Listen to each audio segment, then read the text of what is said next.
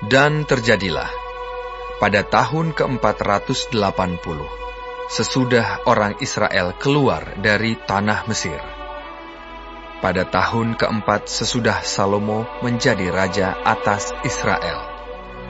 Dalam bulan Ziu, yakni bulan yang kedua, maka Salomo mulai mendirikan rumah bagi Tuhan.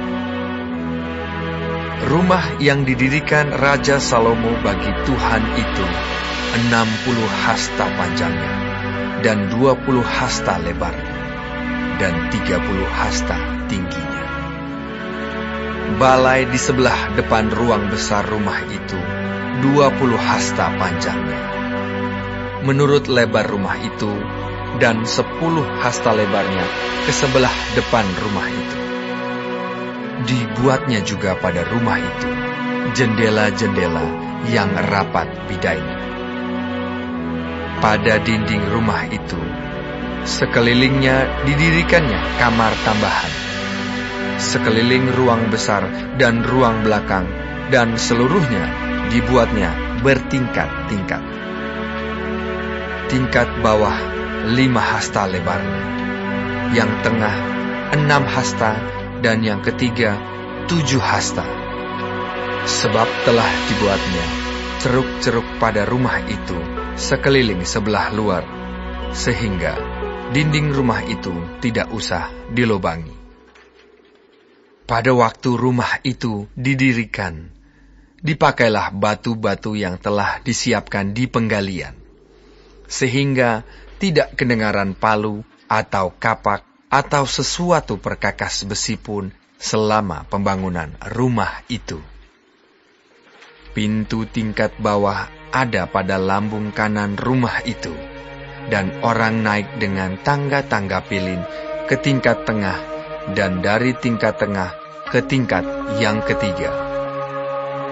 Setelah ia selesai mendirikan rumah itu, dibuatnyalah langit-langit rumah itu dari bingkai dan pemapan dari kayu aras.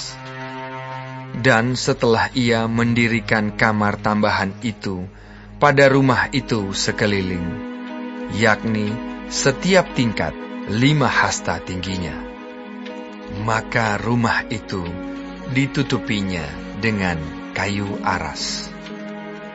Kemudian datanglah firman Tuhan kepada Salomo demikian. Mengenai rumah yang sedang kau dirikan ini, jika engkau hidup menurut segala ketetapanku, dan melakukan segala peraturanku, dan tetap mengikuti segala perintahku, dan tidak menyimpang daripadanya, maka aku akan menepati janjiku kepadamu, yang telah kufirmankan kepada Daud ayahmu, yakni bahwa aku akan diam di tengah-tengah orang Israel, dan tidak hendak meninggalkan umatku Israel. Setelah Salomo selesai mendirikan rumah itu, ia melapisi dinding rumah itu dari dalam dengan papan kayu aras. Dari lantai sampai ke balok langit-langit dilapisinya dengan kayu aras. Tetapi lantai rumah itu dilapisinya dengan papan kayu sanobar. Kemudian disekatnyalah 20 hasta bagian belakang rumah itu dengan papan kayu aras, dari lantai sampai ke balok-balok. Lalu dibuatnyalah ruang itu menjadi ruang belakang, menjadi tempat Maha Kudus.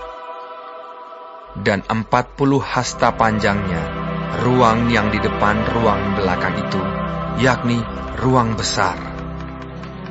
Kayu aras sebelah dalam rumah itu berukirkan buah labu dan bunga mengembang.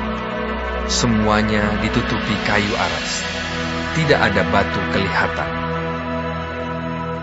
Demikianlah dilengkapinya ruang belakang di dalam rumah itu, di sebelah dalam sekali, supaya di sana ditaruh tabut perjanjian Tuhan. Ruang belakang itu 20 hasta panjangnya, dan 20 hasta lebarnya, dan 20 hasta tingginya. Ia melapisinya dengan emas kertas. Lalu ia membuat mezbah dari kayu aras di depannya. Sesudah Salomo melapisi rumah itu dari dalam dengan emas kertas, direntangkannya lah tabir pada rantai-rantai emas yang di depan ruang belakang itu.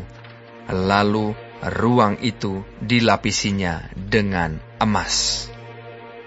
Seluruh rumah itu dilapisinya dengan emas. Ya, rumah itu seluruhnya. Juga seluruh mezbah yang di depan ruang belakang itu dilapisinya dengan emas.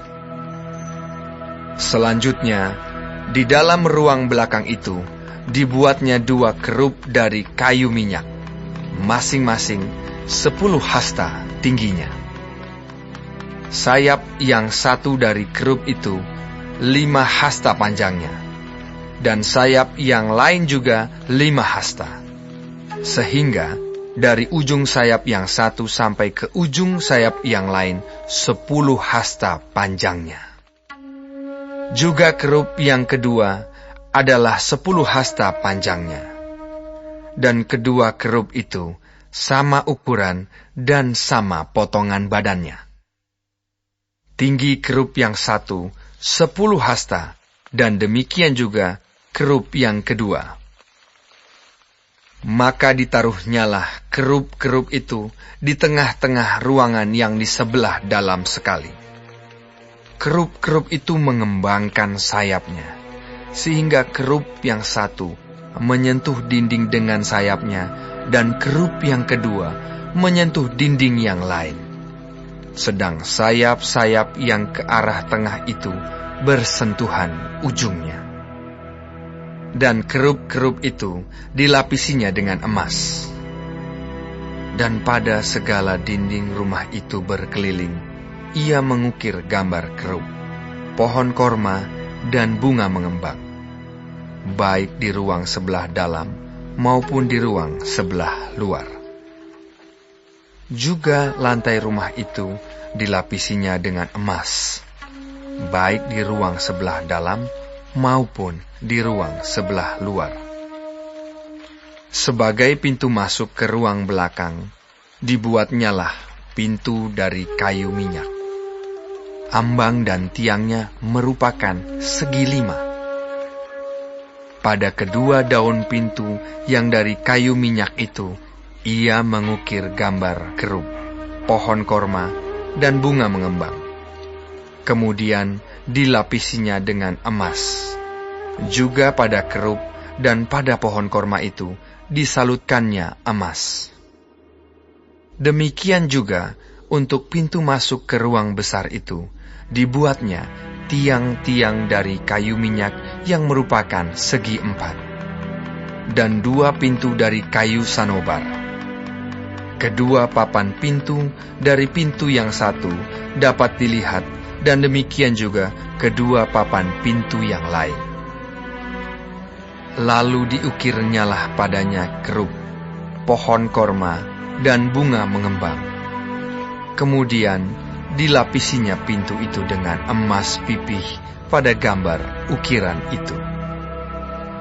Ia mendirikan tembok pelataran dalam dari 3 jajar batu pahat, dan dari 1 jajar balok kayu aras. Dalam tahun yang keempat, dalam bulan Ziu, diletakkanlah dasar rumah Tuhan. Dan dalam tahun yang ke-11, dalam bulan Bul, yaitu bulan ke-8, selesailah rumah itu dengan segala bagian-bagiannya dan sesuai dengan segala rancangannya. Jadi, 7 tahun lamanya ia mendirikan rumah itu.